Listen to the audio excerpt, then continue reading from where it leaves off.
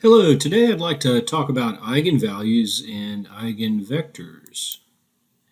We want to get some basic understanding about eigenvalues and eigenvectors. It's a very complex field and don't really think we're going to solve all the world's problems today, but we're going to do some basic examples to get a good feel for eigenvalues. So background for eigenvalues and eigenvectors. So let's say we have a square matrix A. It's n by n, and the eigenvector is a vector x. It's a column vector, so it's going to have n by 1 size. It's a column vector x that satisfies the following. Basically, when you take x and multiply it into a on the right side, you're going to get x back scaled by some lambda. The associated scalar, that lambda, is called the eigenvalue.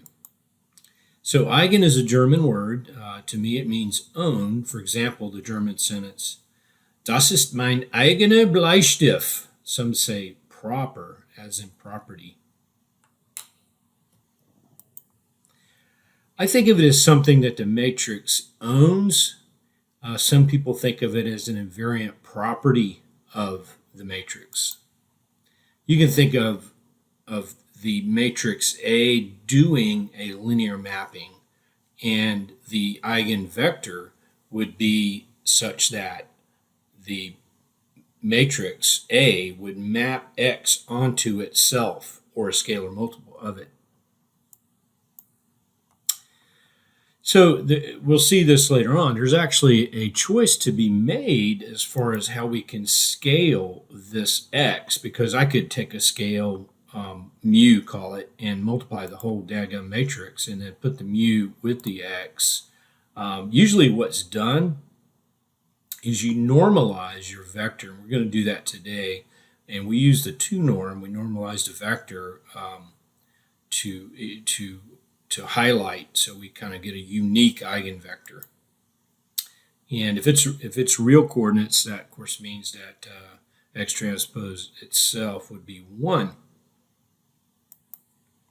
Okay, how do we find eigenvalues? Well, we're going to start with that matrix equation, ax equals lambda x, and we're going to recognize it's the same as slipping an identity matrix between the lambda and the x, and then we bring everything over to the left-hand side, leaving the right-hand side as only a 0 matrix, and then we call this a homogeneous system of linear equations. I know you've heard the term homogeneous system, and that just means that your right-hand side is 0.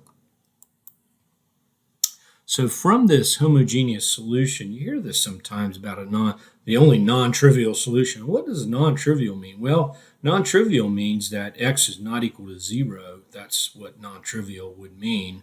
It's homogeneous, and the only way for a homogeneous linear system to have a non-trivial solution is where this matrix is singular. So we actually use that. We take the determinant, because we know if the determinant is 0, a matrix is singular. So we're using that notion to actually solve for our lambda. So what you end up with is an nth degree polynomial in lambda, and that's called the characteristic polynomial of the matrix A. So what you do is you root that polynomial to get the eigenvalues. There will be n eigenvalues since it's an nth degree, but the sum or all could be imaginary or complex. So we're going to assume for now that we're dealing with n distinct non-zero eigenvalues that are real.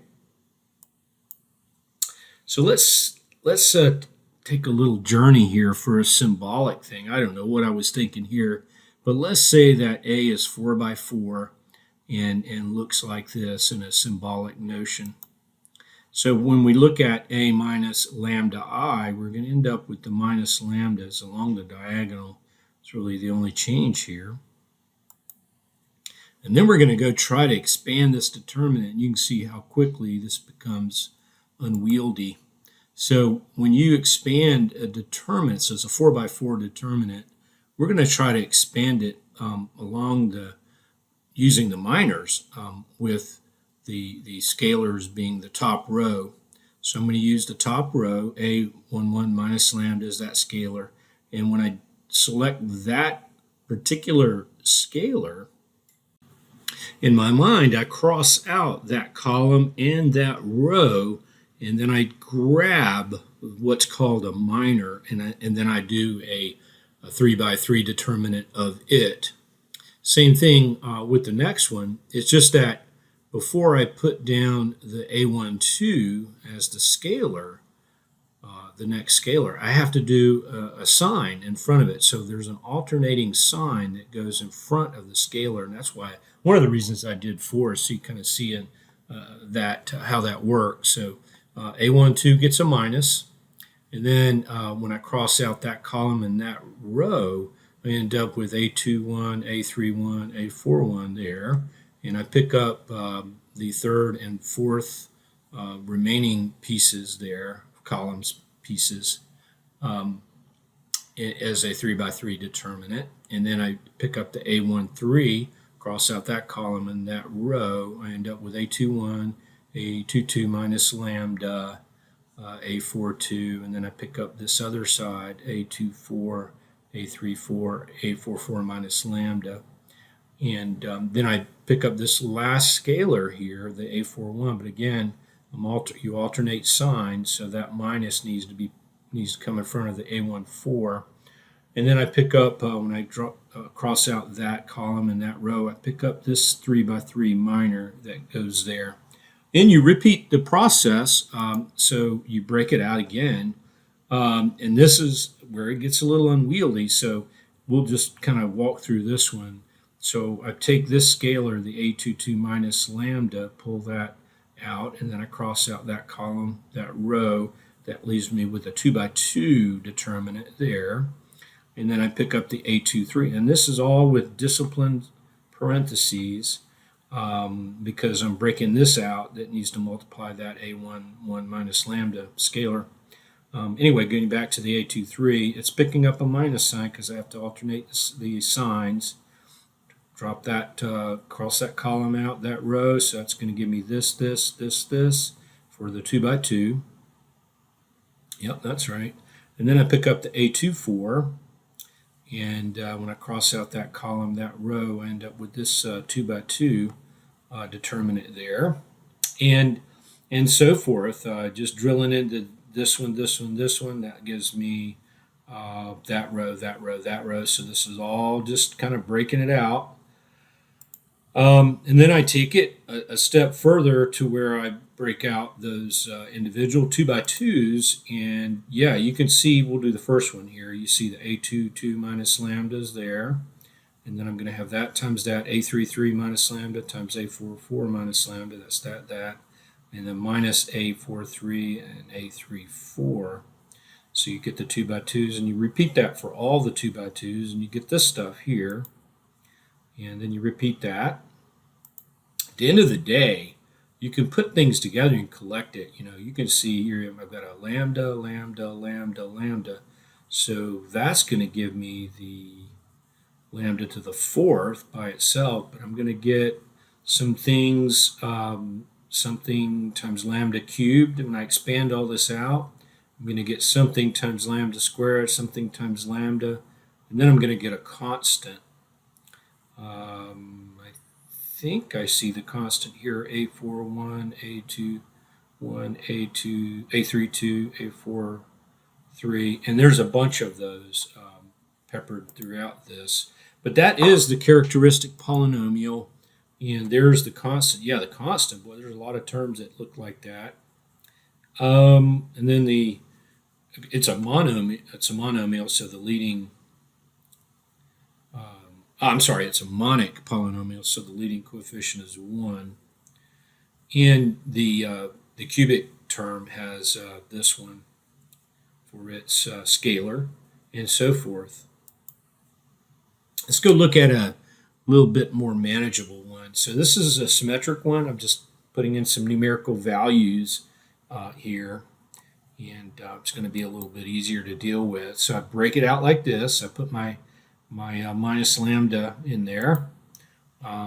Easily break it out this way. So I've got 4 minus lambda, and then this 3 by 3 here. Even one of the entries in the first row is 0, so I'm going to just lose that whole thing there. Alternating signs still. And then I break it out. So I break out this one. I've got the 4 minus lambda, and then I have this 2 by 2. And then I have a minus because that's a minus there. And then I have the minus 1, 0. The minus 1, 4 minus lambda. Yep, that's looking good. And I only have the 2 terms there because there's a 0 there. And then I repeat the process for the others. And then I expand out the 2 by 2s. And then I collect all my stuff here. And of course, just got a bunch of integers in there. So I end up with integers being the scalars of this quartic polynomial. And once I root it, I rooted this in Mathematica, so I got the actual symbolic values here. Square root of 13, something you don't see every day. But anyway, when I kind of do some numerical approximations, you can see that they're distinct for real eigenvalues. They're distinct. There's no duplicated eigenvalues.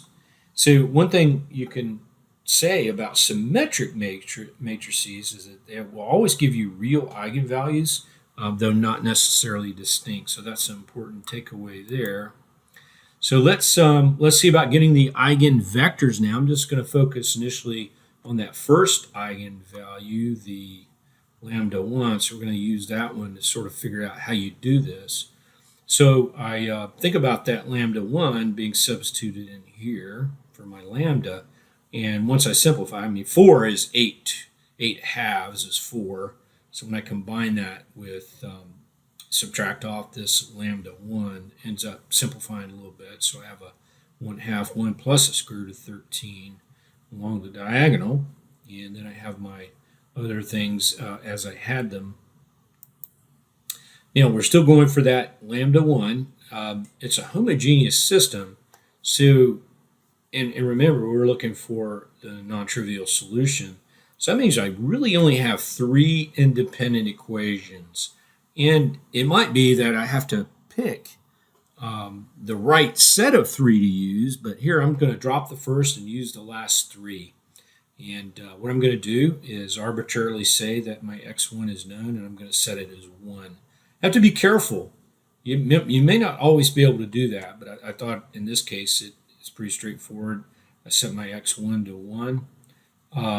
And then basically what that does, when I have x1 as 1, I'm going to be able to pull this whole column over to the right-hand side. So again, I've taken that 4 by 4, dropped the first row, and I'm dealing with the lower 3 by 4, multiplying it by my 4 coordinates of my x, and pulling the x1 over to the right-hand side. Now, I can solve, because this is in this case, invertible.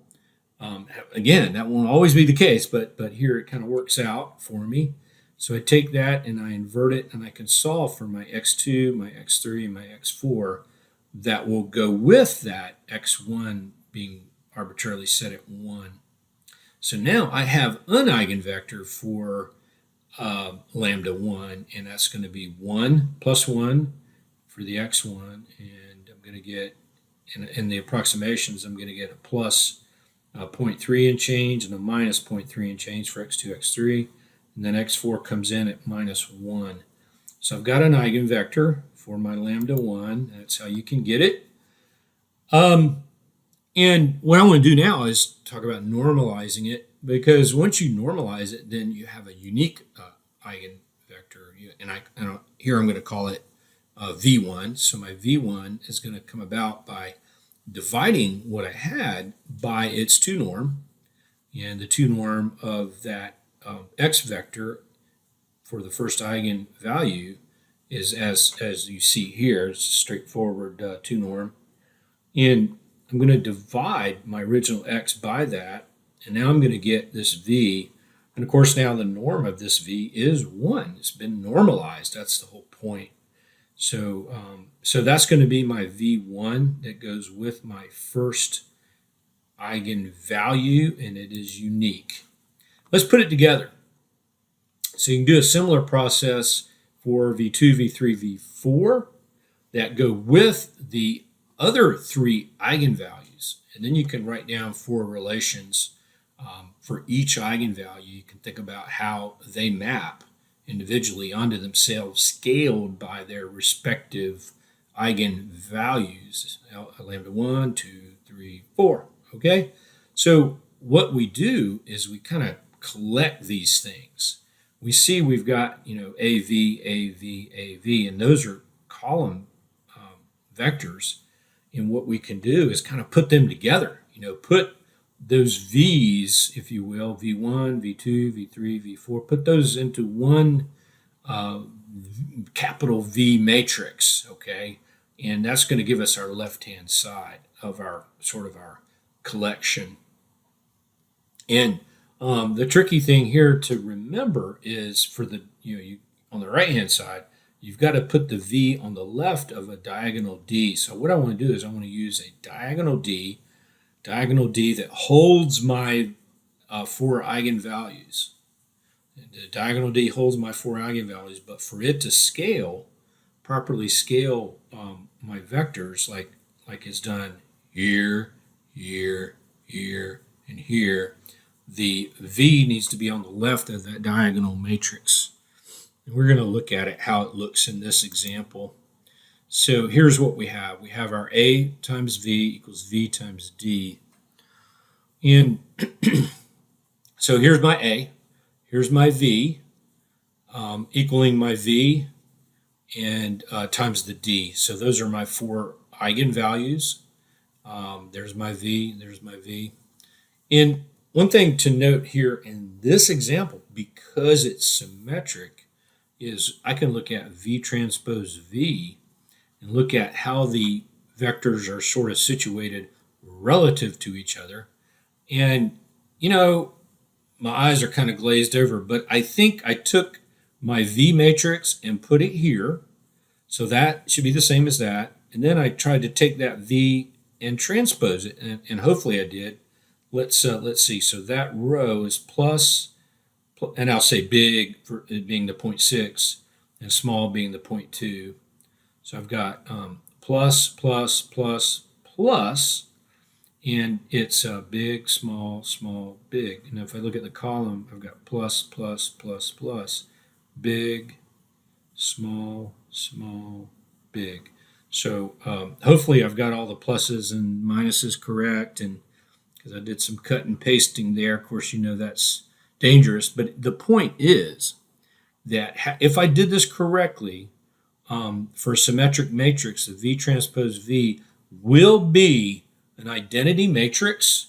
So that what that says is that a given eigenvector is orthogonal to the other eigenvectors. And that's an interesting thing. Remember, symmetric matrices, you have real eigenvalues, though not necessarily distinct. They are distinct in this case. And the new thing is eigenvectors of a symmetric matrix, they are going to be orthogonal to each other. That's a big deal, by the way. And the ones that we have along the diagonal making an identity matrix, that's because we normalize the vectors V, okay, the columns. So I think that's pretty cool. Okay, so just kind of backing out a little bit and thinking about A in general. We hope that this works, that you can take your A and you can diagonalize it. That's what this says. A is V times D and then V inverse. This is not always true. Some A matrices, you can't diagonalize them. So that's a fact. So self-study. Go see what it means for a matrix to be quote unquote defective. That doesn't sound very nice, and maybe you go check that out. see what a defective matrix means in this with within the context of eigenvalues and eigenvectors. Okay, so there's some stuff there that we've seen.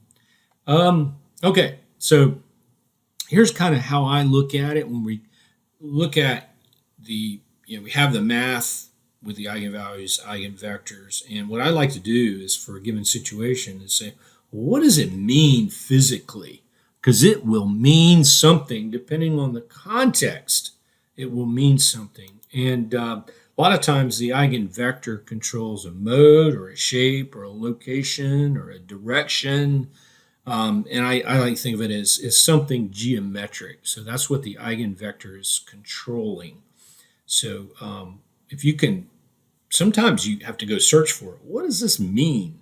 Okay, so that's eigenvector. And then the eigenvalue will scale or stretch. And if it's negative, it'll actually flip a direction on you. So the eigenvalue is responsible for scaling or stretching. And again, the physics depend on the scenario where you're generating your matrix A. It will depend on that. Okay. All right. So in Matlab, we've got this Eig function, and it's going to return a V and a D. We're going to go look at this example we've had today, and we're going to see if we can probe what the heck these modes might mean.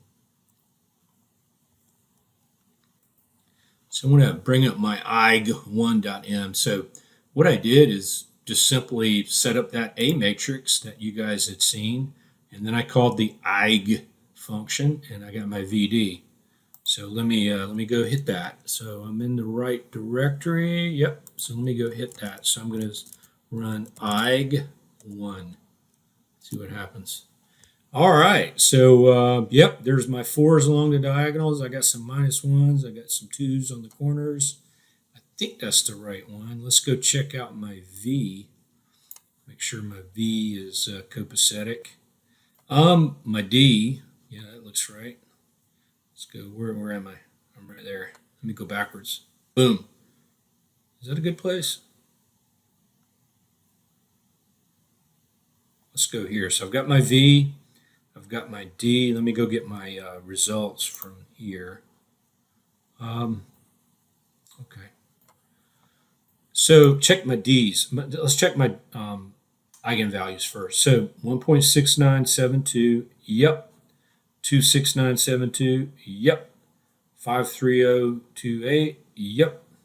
6.3028, yep. Well, okay, the last one's flipped a little digit there, but yeah, so that looks good. And generally, the eigenvalues should be given in an ascending order. And it might be by magnitude, so you have to be careful on that. But here, it looks like they're in the same order. Let's go look at the corresponding eigenvalues. So since these are in the same order as what I had, these eigenvectors should be in the same order too. So let's take a look. So I've got, and I've got big, with the 0.6, I've got big, 0.2, I've got small. Plus, plus, minus, minus, plus, plus, minus, minus. I've got big, small, small, big, big, small, small, big. That looks right. So that's good. Then I go to the next one. So I've got small, big, big, small, small, big, big, small, but the SIGNs have all been flipped. If they've all been flipped, hey, that's okay. Yeah, that's perfectly okay to flip all of the signs. Because I could have taken, and when I normalized, I could have divided by a -1 to flip the sign of the eigenvector. So that's going to be okay. And then let's go look at the next one. So we've got small, big, big, small, small, big, big, small.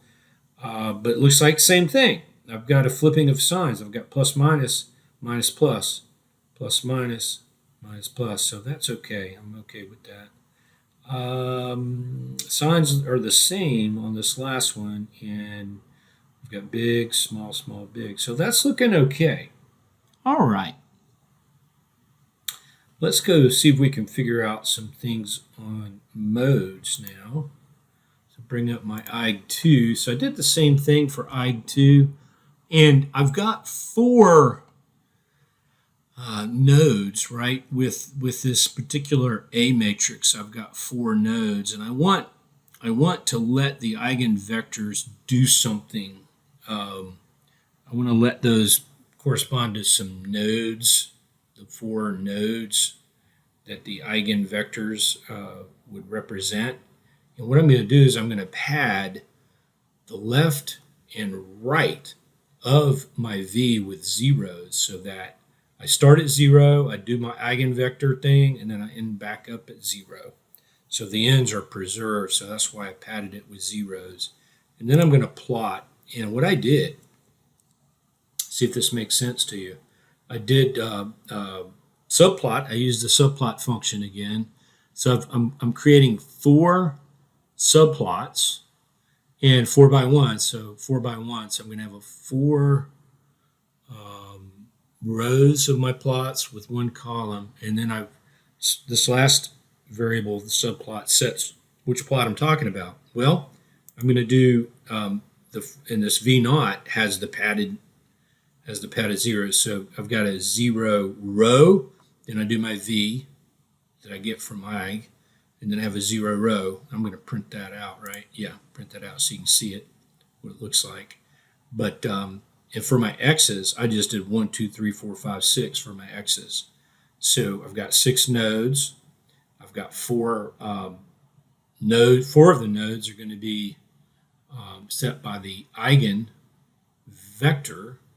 and the other 2 are going to be zeroed, and that would give me, I guess, 5 segments. So yeah, that makes sense. And then I had to set the limits because it started to get into where they weren't having the same sort of y dimension. It was kind of hard to compare them. So I set the limits to be plus minus 1 on all 4, and then I basically plotted all 4 of the eigenvectors. Let's go take a peek. I could have plotted them all over each other, but then it's kind of hard to see what's going on. So I'm going to run Eig2, and there's your result. So that's the first eigenvector, second, third, fourth. So in terms of a shape, you can see that, again, the ends are set to 0. Let's see. What does this V naught look like? Yeah, so here's what I was talking about with the V naught. So I took the original V and I just padded it with zeros top and bottom so that I could plot the dang thing. So here, let's take the first one, for example. Remember, you got plus, plus, minus, minus. So what that's saying is I've got the first node that's moving is a big plus, and then the second node is a smaller plus, and then I have a negative smaller plus. I'm sorry, a negative small value, and then a negative big value. Then it come back to 0. So that's what the first mode, quote unquote, mode is telling me. And then the second mode is telling me that I got a small negative, a big negative, and a small negative right there. So that's kind of a shape there, different from that one. And then the third column is telling me, okay, I got a negative, positive, so I should go all over the dang place. And you see it, so it kind of oscillates. So it goes negative small, positive big, negative big, and then positive small coming back. So it's almost like you got a double thing here. This is like twice the frequency, from a modal perspective. This has twice the frequency of this one. This one only does like a 1 kind of swoop, and this one does like a 2 swoop kind of thing. And then the last one is a little strange deal. You've got a big plus, then you have a couple of small minuses, and then you finish with a big plus. So that's the last mode. And in reality, what's going to happen is you're going to get a general combination of these modes for what the thing is going to look like. Hopefully you followed that. I tried. Let's go back to our presentation. Okay.